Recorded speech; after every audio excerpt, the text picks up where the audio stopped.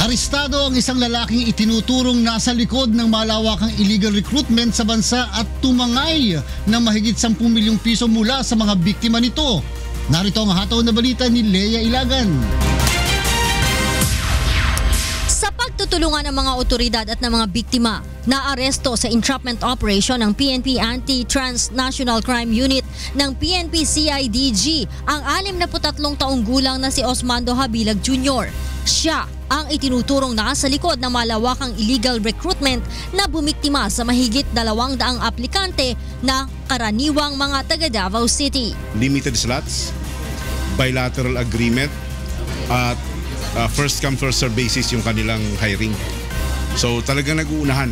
Isa sa mga nabiktima si alias Mike na nagbigay ng 170,000 pesos sa suspect kapalit ng pangako na makapagtatrabaho siya sa New Zealand bilang butcher sa loob lang ng 1 hanggang 2 buwan. Noong August 12 na mag-appearance kami sa POA, hinanap po namin POA which is negative po. Then yung magpinsan na yan, wala pong record doon yung mga pangalan namin.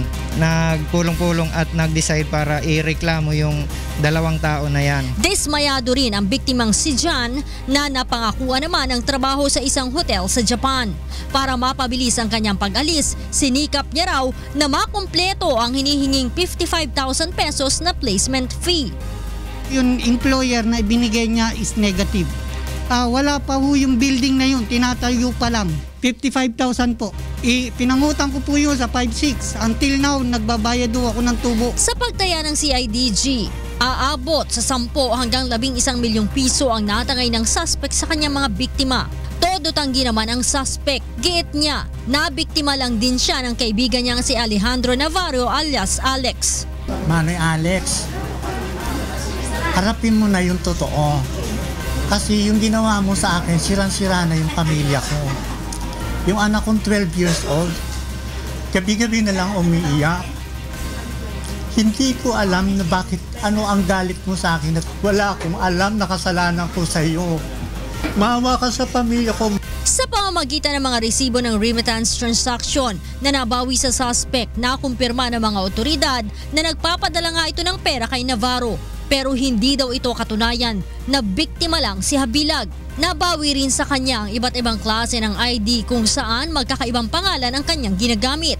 Sasampahan si Habilag ng kasong large-scale staffa, illegal recruitment at concealing true name na paglabag sa Presidential Decree 1829. Patuloy naman ang manhunt operation ng CIDG para maaresto ang suspect na si Alejandro Navarro na kasalukuyan ng may warrant of arrest sa kasong illegal recruitment.